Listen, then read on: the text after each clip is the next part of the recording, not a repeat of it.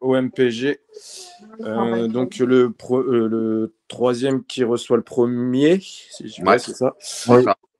Donc voilà, donc en compagnie de Yannick et Wilson pour l'instant. Il y a peut-être Quentin qui va nous rejoindre. Donc ouais, bon bah 9e journée de Ligue 1. Donc gros classico, gros match de la saison. Donc on va attendre un PSG revanchard. Le voilà Quentin. Un PSG revanchard par rapport à mardi, enfin en espérant aller chercher les 3 points ce soir. Ça pourrait nous mettre bien au championnat parce que Monaco n'a pas gagné cet après-midi. Donc on pourrait faire un petit trou. Ce serait pas mal. Ouais. Donc je vais laisser Yannick ou Wilson ou Quentin parler un peu de ce qu'il attend de ce match. Vas-y, je vais ouvrir. Vas-y. Ouais, ce match-là, en fait, il y a plusieurs façons de l'aborder finalement. D'un point de vue comptable, on peut mettre la concurrence un peu derrière. Donc ça veut dire Marseille, on peut les mettre à 6 points, je crois. Ouais. Monaco, on peut les mettre à 3 points. Donc ça ferait une petite avance confortable d'un point de vue comptable. Maintenant, attention, on est très attendu là-bas. Je crois que pour Marseille, c'est l'occasion ou jamais, finalement, de revendiquer un petit peu leur soi-disant supériorité par rapport au Paris Saint-Germain, ce qui n'est pas encore avéré. Encore une fois, vu que là-bas, ça change quand même beaucoup avant les classicos, puis à la fin, ça déchante un petit peu. Donc, eux, en tous les cas, pour eux, en tous les cas, ils vont être champions. Pour eux, en tous les cas, ils vont mettre fin un petit peu à l'hégémonie parisienne durant ces longues dernières saisons où ils ont accumulé en fait défaite sur défaite, où a apparu un petit miracle une fois en 10 ans, quoi. Donc, on attend ça. On va attendre aussi du Paris Saint-Germain beaucoup plus de réalisme, finalement, que face à Eindhoven, où je rappelle, 26 frappes au but, 6-7 cadrés pour un but. Et encore un but un peu chanceux sur une frappe de loin d'Hakimi. Bon, bref, c'était en Ligue des Champions. Donc, on va attendre un petit peu plus de réalisme.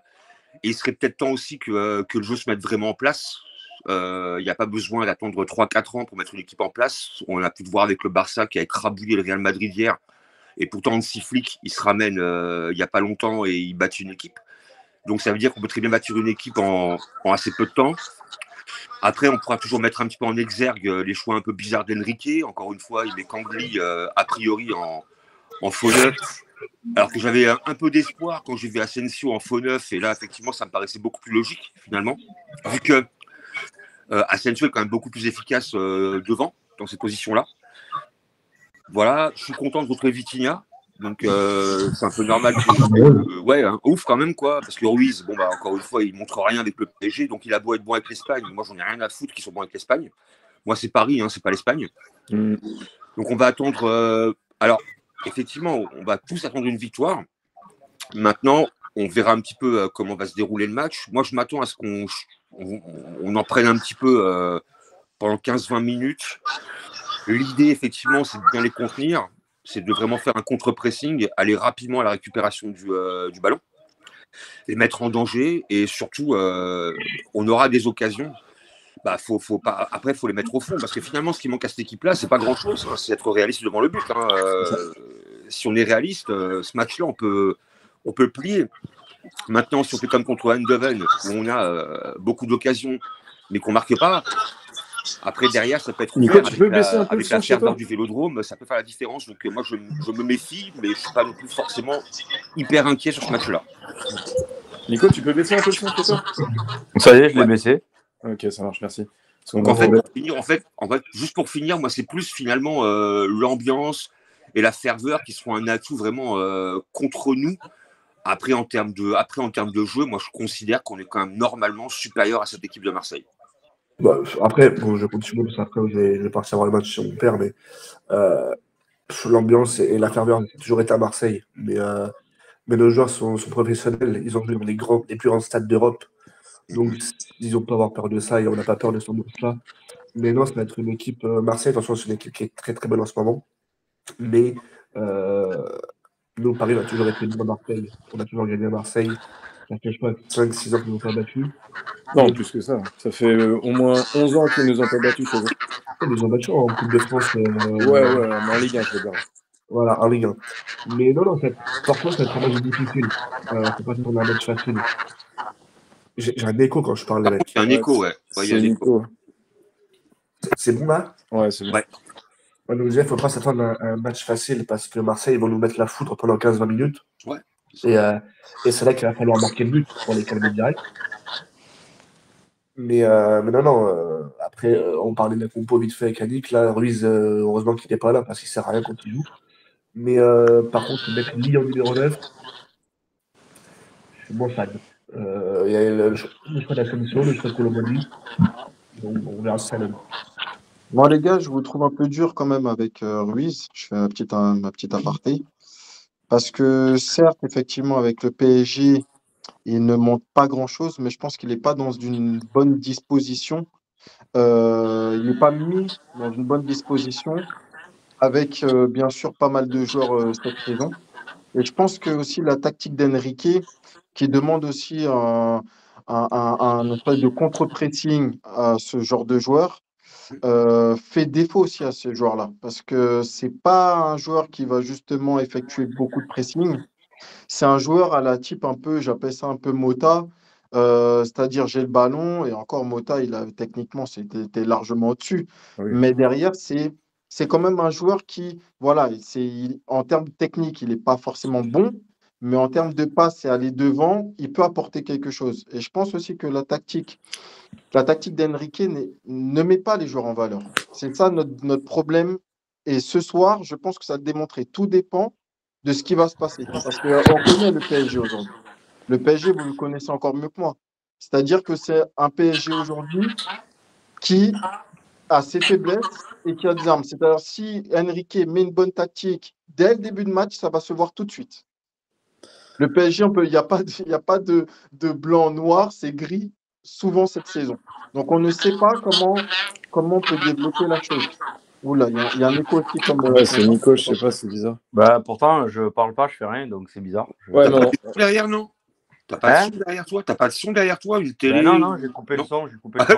Non, mais en Ouais, fait, c'est on bizarre. entend la personne qui parle, on entend chez toi, en fait. C'est bizarre. En fait, c'est les Ah bon. fantômes marseillais déjà qui nous cassent les meubles. Ils veulent pas faire de débrief. Même notre radio veut pas qu'on la fasse. Non, après, pour en venir au fait, c'est que derrière, on a, comme l'a dit aussi Quentin, le problème aussi qui se pose, c'est qu'en termes d'attaquants, on n'a pas d'harmonité, je pense que c'est comme ça, par rapport aux autres clubs. Les autres clubs, voilà, ils ont une équipe type. Aujourd'hui, nous, on ne l'a pas. On est obligé à chaque fois, ils composent avec toujours des joueurs différents en attaque. À la défense, ça va globalement, c'est la même pratiquement tous les matchs.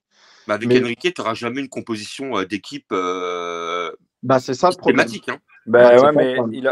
Ruben a raison. En fait, le problème, et c'est pour ça que moi je suis un peu d'accord aussi, enfin, je parlerai de Ruiz après, mais enfin, je vais parler de ça et après je donne vite fait mon analyse du match, mais il a raison sur le fait que, effectivement, un joueur comme Ruiz, en fait, ça, ce genre de joueurs, ils ont besoin d'enchaîner les matchs pour être performants. Et le problème, c'est qu'avec Luis Enrique, comme tu viens de le dire, effectivement, derrière, c'est quasiment toujours les quatre mêmes et ils sont tellement solides qu'il ne peut pas faire trop autrement. Donc, il fait tourner quand il faut faire tourner parce qu'il n'a pas le choix. Mais dans les grands matchs, tu as toujours la même défense. Tu as globalement toujours le même milieu. Justement, à une exception près, c'est Ruiz, des fois, qui rentre dans l'effectif. Mais c'est vrai qu'il n'y a pas vraiment d'équipe type et c'est compliqué. Et moi, je pense que c'est un peu les limites aussi du coaching d'Enrique sur ce genre de club. Je pense que quand tu es au PSG, tu as quand même besoin d'enchaîner les matchs, tu as besoin d'avoir une équipe type. Et Luis Enrique n'en a pas. Depuis, ça fait 2 saisons qu'il est comme ça, il n'en a pas. L'an dernier, c'était déjà le cas. Et je trouve qu'un joueur, justement, comme Fabien Ruiz, que moi, je trouve... en fait, moi aussi, Yannick, je m'en fous de ce qu'il fait avec l'Espagne. Ce qui compte, c'est le PSG. Mais ce que je veux dire par là, c'est que un joueur qui est aussi bon avec sa sélection nationale, il ne peut pas devenir nul en club. C'est pas possible. Donc, c'est soit tu es bon et tu as du talent, soit tu n'es pas bon. Tu vois ce que je veux dire? De toute façon, tu passes pas d'un statut de cheval de course à tocard, c'est pas possible. Non, mais c'est pour ça que je pense qu'il n'est pas mis dans les meilleures dispositions. Ouais. Bon, voilà, il n'est pas là ce soir, donc moi, je ne vais pas trop parler de lui. Je vais vite fait donner mon analyse du match parce que je vous ai rejoint un peu après. Et je vais aussi rebondir sur ce que vous avez dit. Alors oui, effectivement, on va pas rappeler ce que c'est un classico, c'est un match à part, c'est un match qu'il faut gagner. qu'il ne faut surtout pas perdre. C'est un match, vous savez, ça fait des années. Enfin, pour ceux qui ont déjà été avec moi l'an dernier sur la radio, j'avais tendance un petit peu à minimiser ce Classico parce que je trouvais qu'il avait perdu en saveur et en ferveur depuis des années de par la domination du PSG. Et je trouve que cette année, il a vraiment quelque chose parce qu'il intervient juste après un match de Coupe d'Europe difficile. Marseille est en pleine bourre. Donc, je pense que cette année, il a quand même beaucoup de saveur, beaucoup plus que les années d'avant. Ah, complètement. Ah, oui. Je pense que c'est un match qui n'est pas joué d'avance. Après, tout à l'heure, vous me parliez du Vélodrome de la ferveur. Enfin, on le sait. On sait que quand on vient à Marseille, on sait très bien comment ça va être. On sait très bien que ça va gueuler pendant 90 minutes, que les mecs, les supporters, c'est la ferveur. Il y a des tifos, le stade est plein. Enfin, on le sait, on n'est pas surpris. Si ce soir, on ne met pas de l'engagement et qu'on ne met pas les ingrédients, on rentrera bredouille de Marseille, je vous le dis tout de suite, parce qu'on le sait comment ça se passe. Marseille, c'est une équipe qui met de l'engagement, et encore plus quand c'est le Classico. Les mecs, ils sont encore plus forts quand ils nous jouent. Ils ne nous battent pas pour autant, donc tant mieux. Mais voilà, donc c'est un match important, et c'est un match doublement important. Pourquoi ? Parce qu'on a 3 points d'avance sur Marseille ce soir. Si on les bat, on leur en met 6. Mais Monaco a perdu tout à l'heure. Et donc, du coup, c'est un match qui a encore plus d'importance parce qu'on peut non seulement creuser l'écart sur notre adversaire du soir, mais on peut aussi creuser un petit écart sur Monaco qui a enfin lâché des points, j'avais envie de dire, parce qu'eux aussi, ils sont quand même costauds. Donc, c'est quand même un match très important aussi parce que si on le perd, eh ben, on aurait 3 équipes avec le même nombre de points qui seraient en tête au championnat. Et ça promettrait une suite de Ligue 1 exceptionnelle. Donc, je pense que c'est un match qu'il ne faut pas perdre pour la rivalité et pour le match en lui-même, mais aussi au niveau comptable. Après, c'est vrai que les cartes peuvent être rabattues en cas de défaite. Voilà, en cas de match nul, évidemment, statu quo. Et puis en cas de victoire parisienne, forcément, on prend un petit peu les devants. Donc ça pourrait être pas mal. Mais après, comme je disais un petit peu en substance avant que tu arrives, Nico, c'est la première année depuis très très longtemps que Marseille pense pouvoir vraiment aujourd'hui assumer une supériorité sur le Paris Saint-Germain, alors que les autres saisons, ils venaient vraiment à Paris, on allait vraiment là-bas, mais ils ne se faisaient pas d'illusions. Alors que là, aujourd'hui, tout Marseille nous attend et tout Marseille pense franchement être plus fort que le PSG, vu que. Mais ils ont raison, Yannick. Ils ont raison. Pourquoi ? Parce que nous, on fait quand même. Bon, on est en tête du championnat, mais on n'a pas joué de très gros jusqu'à présent en Ligue 1. Non. En Ligue des Champions, on est horrible à avoir joué. Et eux, ils font quand même un bon début de saison. Ils ont un entraîneur qui a l'air de faire ce qu'il faut. Ils ont un bel effectif. Ils ont bien recruté. Ils sont en pleine bourre. Ils sont chez eux. L'année dernière, ils nous ont tapé chez eux. Bon, c'était en Coupe de France, mais enfin, ils nous ont quand même sorti de la compétition. Ouais, mais ils nous ont sorti quand même. Donc, ouais, mais après, attention, il y a un paramètre. Pas l'année dernière. Il y a 2 ans, mais bon. Il y a un paramètre à prendre en ligne de compte, c'est que l'OM, depuis fort longtemps, n'a que la Ligue 1 à jouer. Ils n'ont pas de Coupe d'Europe. Et c'est la raison pour laquelle. Ouais, mais c'est quand tu joues qu'un match, tu y crois plus que jamais. Ouais, mais quand tu n'as qu'à préparer un match dans une semaine, c'est quand même beaucoup plus facile, on va dire, en termes de travail, de préparer l'équipe pour un match que de devoir jouer la Ligue des Champions où malheureusement ça se passe pas super bien non plus. Et après repartir au travail pour préparer ce match-là. Là, par exemple, on a vu avec le Real Barça, on a bien vu que le Real, par exemple, est en grande difficulté également contre le Barça. Et la LDC passe par là également, où ils ne sont pas forcément. En même temps, le Barça marche sur l'eau en ce moment. Ouais, non, mais après, c'est un exemple par rapport au Classico qu'on a pu voir hier. Donc, c'est un peu parallèle. Mais l'OM, il n'y a vraiment qu'un match par semaine à jouer. Après, il y a la Coupe de France qui va arriver. Bon, on n'y est pas encore. Donc, la préparation elle est quand même plus tranquille, j'ai envie de dire. Ouais, mais c'est aussi pour ça qu'ils y croient, justement, parce qu'ils n'ont qu'un match à jouer. Et moi, quand je vous disais mercredi après Eindhoven, ou mardi soir après Eindhoven, que je vous ai dit que du coup, c'était pas une bonne opération, que vu la poule, vu les matchs qu'on avait à jouer en Ligue des Champions, on va devoir faire de la rotation avant le Bayern, avant City, et je pense qu'on va lâcher des points en Ligue 1. Ah oui. Monaco étant européen aussi, je pense que s'il y a une équipe qui peut profiter de tout ça, et qui peut.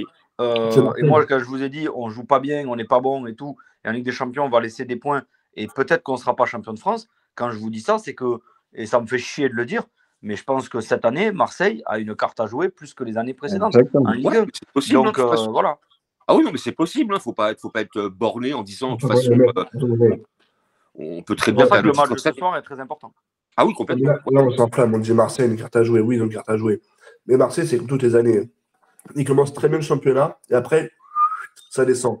Ouais, mais Donc, là, tu as un autre niveau. non, encore. mais attends. Ouais, mais Là, là, ils ont Un quand autre même niveau, un hein. entraîneur qui n'a pas l'air de Et t'as présenter d'autres qui fait joueurs, du ouais. taf. Et t'as aussi d'autres joueurs. Exactement. Il y a Et là, ils l'entraîneur jouent qui rien. le Les fait joueurs beaucoup. ils jouent pas l'Europe quand même, Quentin. T'as d'autres Un joueurs quand exemple, on revient. un exemple. Là, tout le monde parle de Greenwood, machin bidule. Quand même. Non, mais, oui, mais d'accord. Un exemple, Greenwood se blesse. Ah, mais il est pas Parce blessé. que, mais, un exemple, il se blesse. Donc, c'est un joueur qui leur fait l'équipe, on va dire. Non, Non. non, t'as vu l'équipe Ils qu'ils ont ont. Tawaï derrière. Hein. Tawaï derrière. Eddie Non. T'as vu l'équipe qu'ils Wade ont, quoi. Au derrière. milieu, t'as Rabiot, t'as Voilà. Yopert. Ouais. C'est Et costaud. t'as tout le Rabiot. monde. Hein. D'ailleurs, Aujourd'hui- alors dans ce cas-là, prendre Paris Saint-Germain, regarde aujourd'hui, on n'a pas Ramos et t'as l'impression que l'attaque est dépeuplée, quoi. Je veux dire, donc. Oui, mais Ben, et en plus, il y a ça, et il y a autre chose qui est différent des dernières années sur ce Classico. C'est que pendant des années, je trouve qu'on les a souvent battus, que ce soit chez eux ou au parc, mais je trouvais que collectivement, on n'était pas plus fort qu'eux. Et on a souvent gagné ce genre de match sur nos individualités. Souvenez-vous, il y a 2 ans, quand on leur met 3-0 à Marseille avec un doublé d'Mbappé sur 2 passes décisives de Messi. Ce jour-là, on a eu 3 buts sur 3 chefs-d'œuvre individuels de ces 2 joueurs qui étaient au-dessus du lot. Mais collectivement, on n'était pas plus fort qu'eux. Et cette année, le problème, c'est que ce joueur-là, individuellement, qui est capable de faire la différence tout seul, on ne l'a pas. On ne l'a plus. Mais, On l'a Si, plus si. ce Mbappé. Ah si, on l'a. Si. Ah si, on a d'accord. Barcola. Si tu me parles de On a Barcola, techniquement, on a Dembélé, Dembélé, les gars. On a Barcola, on a Dembélé. ouais, on a non, mais fait Ruben, des différences. Dembélé, le problème, c'est qu'à chaque fois qu'il arrive devant les buts, il met 3 points. Donc c'est compliqué. Alors moi, quand même. je parle de En fait- Barcola. Hein. Je parle de Barcola, pas de Dembélé. Ok, Hein. non, parce qu'en fait, les gars, non, parce que Barcola, bien sûr, en termes de but, on va dire, Ouais, mais il n'a pas le niveau d'Mbappé quand même, on est par d'accord. rapport à Dembélé, ça, je suis d'accord avec vous, les gars. Mais derrière ça, Dembélé, en fait, on lui demande des choses qu'il ne sait pas faire. On lui demande de faire, d'être un buteur ou d'être un leader. Il ne l'a jamais été. On ne peut pas demander ça à un joueur. Lui, Moi, je ne demande pas d'être un leader. son Mais point fort, mais quand même, point quand fort, tu es attaquant, Ruben, quand tu es attaquant, tu dois savoir marquer des buts. Sinon, il faut que tu joues derrière. je suis d'accord, mais dans quelle, on va dire, dans quelle grande équipe, parce qu'il en a fait des équipes quand même, où il a été, par exemple, très bon buteur. On va prendre les mecs qui sont Rennes. à droite à son poste. Rennes. Bah, À Rennes. Ah oui, Ils- à Rennes. À Rennes. Oui. Yannick, Ouais, mais à Ah, Rennes, Rennes. il avait 18 ans. Ah, mais très fort à Rennes. Ouais, mais bon, Oui, et très fort à Rennes. ses pieds sont pas devenus carrés depuis qu'il a 18 ans, rassurez-moi. Non, Voilà. Non, mais il a toujours la même pointure, il a toujours les mêmes pieds, non? Bon, ben, non, mais c'est juste qu'effectivement, Dembélé, il n'est pas connu pour marquer des buts. mais il à va fond claquer comme ce ça. soir, il va marquer ce soir. Ça, En fait, moi, je le jeu pense de qu'on lui Dembélé- demande des choses qu'il ne sait pas faire. Il faut lui, pour moi, ça doit être le passeur. C'est Ah oui, c'est ça, quelqu'un qui exactement. doit être là, qui doit dribbler et qui doit donner la dernière passe. C'est Ouais, ça. mais En fait, pour ça, il faut un neuf, quoi. Faut qu'il la donne aussi. Ouais, mais Parce c'est qu'il ça, a mais pas bien sûr. Bien contre sûr. Eindhoven, malheureusement. Oui, contre mais après, Eindhoven, tu me parles, il a vous fait me parlez plusieurs- tout à l'heure de Barcola. Oui, il fait un gros début de saison, c'est un super joueur qui est en train d'exploser. Mais si ouais. vous me comparez aujourd'hui Barcola qui est capable à lui tout seul de faire gagner un match comme Mbappé était capable de le faire, moi je vous dis non, les gars. Enfin, il ne faut pas Non, pas s'enflammer. du tout. On ne peut Non, pas je laisser suis les d'accord clés de la avec toi. baraque à un gamin de 19 ans ou de 20 ans. Enfin, à un moment donné, Je suis c'est un entièrement super d'accord. joueur. C'est un super joueur qui est très bon, qui va devenir encore plus fort que ce qu'il est. C'est une certitude. Je pense qu'il ira très loin, ce joueur-là. Si Deschamps commence à le titulariser avec les Bleus, c'est qu'il est quand même pas complètement fou. Donc, je pense qu'on a un très, très grand joueur. Mais ce que je veux vous dire par là, c'est que les années précédentes, moi, j'étais pas toujours inquiet parce que je me dis, ouais, même si collectivement on n'est pas bon, si on tient, on gagnera sur une individualité d'Mbappé ou de Messi. Ce joueur-là, aujourd'hui, qui peut te faire gagner un match à lui tout seul, tu ne l'as pas au PSG. Je suis désolé, il n'y en a Non. pas. Il n'y en a plus. Voilà. Exactement. Et c'est ce qui m'inquiète un peu parce que si collectivement, parce qu'ils vont nous rentrer dedans, hein, je vous le dis, hein, ils vont mettre les ingrédients au milieu de terrain, ils vont mettre de l'intensité, ça c'est clair et net. Donc si nous, et c'est un peu notre problème dans les grands matchs et surtout à l'extérieur, c'est que si on n'est pas capable de mettre les ingrédients et de faire ce qu'il faut au niveau physique et technique, on va se faire rentrer dedans et on va avoir un match difficile. Un bisou. Mais on est capable de le gagner. Je ne dis pas qu'on n'est pas capable de le gagner. Moi, De je toute pense façon, que les... pour moi, ce soir, on a l'équipe type à un joueur près. Et je suis Ouais. encore une fois déçu que ce. Enfin, j'ai rien contre Lee, mais il n'est pas utilisé à son bon poste. Et je regrette qu'il n'y ait pas Asensio ce soir en numéro 9. Ouais, ça. Mais après, quand tu parles d'ingrédients, moi, alors peut-être que je suis un peu trop pro-parisien, peut-être que j'ai des œillères. Mais les ingrédients, on les met parce que, encore une fois, contre le PSV, quand tu te crées 26, 27 occasions, quand tu vas au pressing, je veux dire, ils vont au mastic. Ah, mais je te parle pas de ce match-là, Yannick. Je te parle dans les grands rendez-vous où on est attendu. À Arsenal, on n'a pas touché terre. Et c'est souvent comme ça, dans les grands matchs, dans les grands matchs, et souvent à l'extérieur, chez les autres. Je ne sais pas si c'est la pression du public ou qu'est-ce que c'est, mais souvent dans ce genre de grands matchs, on ne met pas les ingrédients, on se fait marcher dessus. Ne me dis pas qu'aujourd'hui. Alors, oui, Marseille, il y a une belle équipe, il y a un très très bon milieu de terrain. Ne me dites pas que notre milieu de terrain. Nico, tu dois mettre ta main sur ton micro, on t'entend pas. Alors, je vous dis, ne me dites pas que, même si Marseille a un bon milieu quand même, ne me dites pas qu'ils sont plus forts que notre milieu à nous. Quand vous avez Zaïre Emery, Joao Neves, on est capable de faire la différence. Et Vitinha, on est quand même pour moi au-dessus. Et t'as Vitinha quand même. Ouais. Nico, je suis entièrement d'accord avec tout ce que tu as dit. Et je partage justement ton opinion. Mais derrière, n'oublions pas, encore une fois, c'est la tactique et ce que demande Enrique qui va être le plus important. Parce que les joueurs, Enrique fonctionne en mode Barça, comme dans les années 2015, 2016, il fonctionne comme ça. Or, nous, le PSG, on n'est pas comme ça. Les joueurs, ils ne vont pas faire un pressing comme ça, avec une haute intensité pendant tout le match. Ce n'est pas possible. On a des super bons milieux, mais on ne sait pas le faire, on ne va pas le faire. Le seul qui peut le faire, c'est Neves. Moderne, il faut le faire. Hein. Dans le foot moderne, aujourd'hui, moi, encore une fois, alors là, je reprends un exemple, mais quand tu vois, par exemple, une équipe comme Brest, qui met beaucoup d'intensité sans pour autant avoir des cadors dans cette équipe-là, mais ils défendent à 11, attaquent à 11, double pressing. Hein. Le petit copain est en difficulté, bah, tu as le mec qui se ramène derrière pour aider. Et aujourd'hui, c'est le foot de très, très, très, très haut niveau qui demande ça. Donc, et comme l'a dit Nico, à Arsenal, on n'a pas touché terre. Pourquoi ? Parce que les Anglais, eux, je ne sais pas si vous avez regardé Arsenal-Liverpool, mais eux, ils y vont, quoi, je veux dire. Et donc, ce soir, si on n'y va pas, on peut repartir avec une bonne désillusion. Non, mais Yannick, tu as totalement raison. Tu as totalement raison. Et pourquoi on ne le fait pas ? Et pourquoi on ne le fait pas depuis des années et que ça dure ? Parce qu'on ne l'a jamais fait et qu'on n'a jamais été habitué comme ça. Ce n'est pas une culture chez nous. Mais après, tu as raison, Ruben, dans ce que tu dis par rapport à Enrique. Mais moi, ce que j'aimerais aussi, c'est que Enrique, qui fait le beau en conférence de presse, en mode, ouais, vous comprenez pas le football. Moi, j'aimerais bien qu'un jour, il nous explique qu'est-ce qu'il veut faire avec cette équipe-là et ces joueurs-là. Moi, j'aimerais qu'il me l'explique. Après, on est d'accord, on n'est pas d'accord avec lui, c'est l'entraîneur, c'est lui qui fera ses choix. Mais j'aimerais juste qu'un jour, il nous dise, voilà, moi, j'ai ces joueurs-là, j'ai cette équipe-là, voilà comment je veux jouer au football, voilà ce que j'attends de mon équipe. Et il ne le dit pas. Alors, quand on est mauvais, quand tout le monde est mauvais, lui, il dit qu'on a fait un bon match. Quand on a fait un bon match, il dit qu'on a été mauvais. J'ai l'impression qu'il dit tout et son contraire et que même lui, enfin, je suis désolé, mais il a peut-être une tactique. Mais quand tu joues avec Kangin-Nick, milieu de terrain, en faux numéro 9, ben, il faut m'expliquer si vraiment tu as une tactique. Parce que moi, je n'ai pas l'impression qu'on ait une tactique. Voilà. Donc, exactement ça. Et c'est un peu mon problème. Autant Enrique, j'ai absolument rien contre lui. Mais moi, j'ai la prétention qu'on connaît un peu le football quand même, quoi. Moi, je suis entraîneur du PSG. Kangin, moi, je le mettrai jamais en faux numéro 9. Moi, j'ai Asensio. Je mettrai Asensio parce qu'il a démontré par le passé qu'il peut se muer justement en faux numéro 9 et apporter beaucoup plus. Alors, après, je ne suis pas Enrique. Voilà, je suis Yannick. Et le dernier souci, parlons tactique un petit peu. Le dernier souci, effectivement, comme tu disais, Nico et Yannick, vous le disiez bien, c'est que derrière, on a un problème également sur nos latéraux. Parce qu'on compte trop sur eux. Oui. C'est pas possible d'avoir une équipe qui joue qu'avec ses latéraux qui sont devant. Alors, je veux bien Mendes, je veux bien Hakimi qui monte, il n'y a pas de problème. Mais derrière, si on est là à avoir un jeu sur des centres et compter que sur nos latéraux alors qu'on n'a même pas de 9, je peux pas, c'est impossible. Ça va être très compliqué. Hein. Mais le problème, tu as raison, Ruben, tu as raison, mais en fait, il y a deux choses dans ce que tu dis. C'est-à-dire que on devrait pouvoir jouer comme ça. Si effectivement, moi je serais d'accord qu'on joue et qu'on se repose sur nos latéraux, qu'on voit des bons centres. Si tu avais un faux neuf, si tu avais un vrai neuf, un renard des surfaces qui se mettrait dans la surface. Problème, c'est que là, on veut jouer comme ça. On veut jouer comme et les centres arrivent parce que Mendes a fait la différence. Hakimi arrive à faire des différences. Les centres arrivent.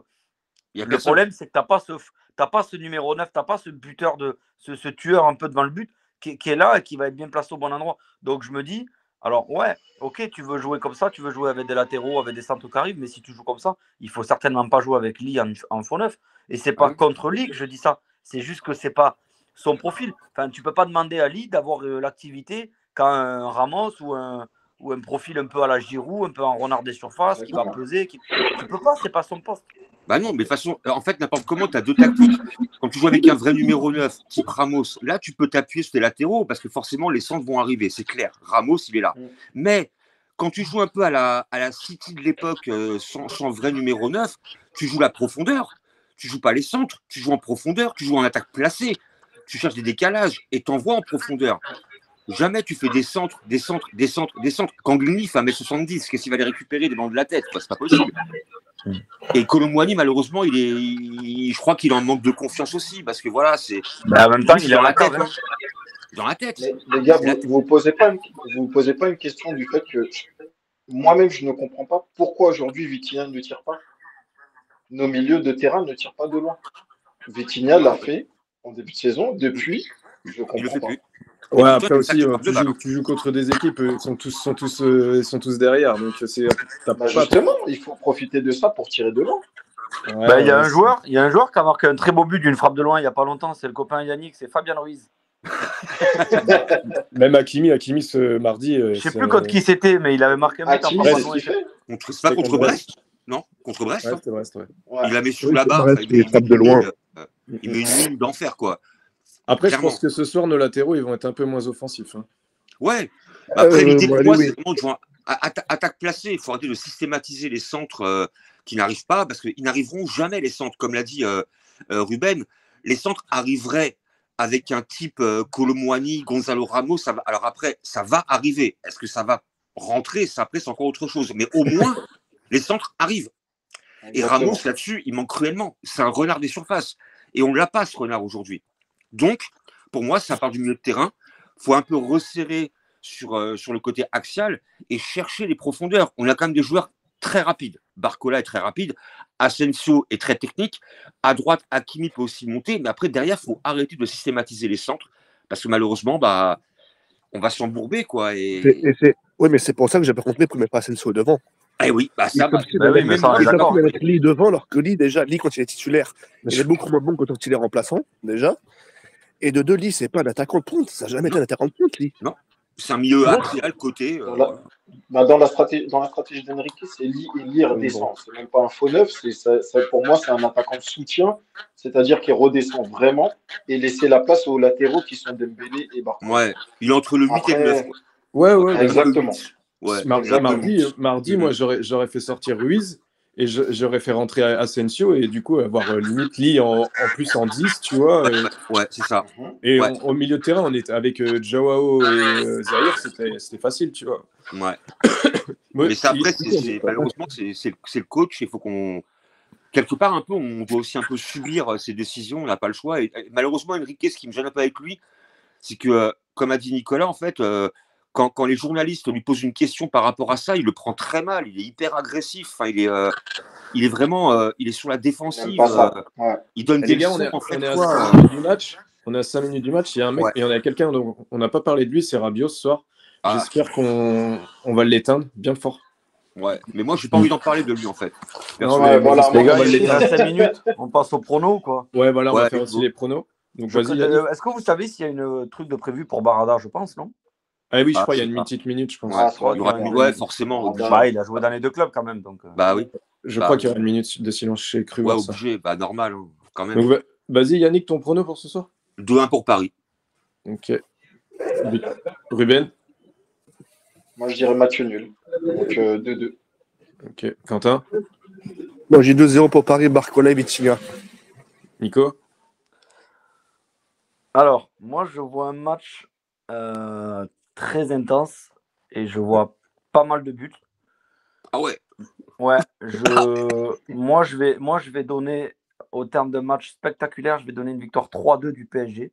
Ah bah ouais. Ah, je prends. 2-3, mais avec un match spectaculaire. et je pense que Dembouz va marquer. Ouais. Je pense que Vitinha va marquer parce que je pense qu'on va avoir un penalty. Et j'aimerais bien qu'Asensio marque quand il rentre. Eh ben, écoute, que les Pas deux mal. du foot t'entendent. Voilà. Mais je pense Spectaculaire, qu'on va, beaucoup mais de je pense buts. qu'on va en prendre un ou deux quand même. Ouais, bah moi je vais dire 3-1, allez. 3-1 pour Paris, allez. Allez, go. Ok. 3-1 et avec des buteurs, je vais mettre Barcola, Ousmane et Joao. On l'a pas vu marquer encore. J'ai envie qu'il marque. Bah, moi, sur le 2-1, par contre, moi, je mettrais bien un petit doublé de Barcola. Ça marche. Ok. Ça marche. Bon, allez, l'équipe, on se rejoint À tout à l'heure, pour le les gars. débrief. Allez, À à tout à Ok, l'heure. à tout à l'heure, les gars. Bon match. Bon match. Et un Merci, bon match classico, à ça vous. se gagne. Ça se perd, ça se joue pas. Ça marche. Exactement. Allez, Et allez, Paris. Exactement. pensez à liker et à vous abonner. Allez, ciao, ciao, à tout à l'heure. Bon match, les gars. Allez, à toutes.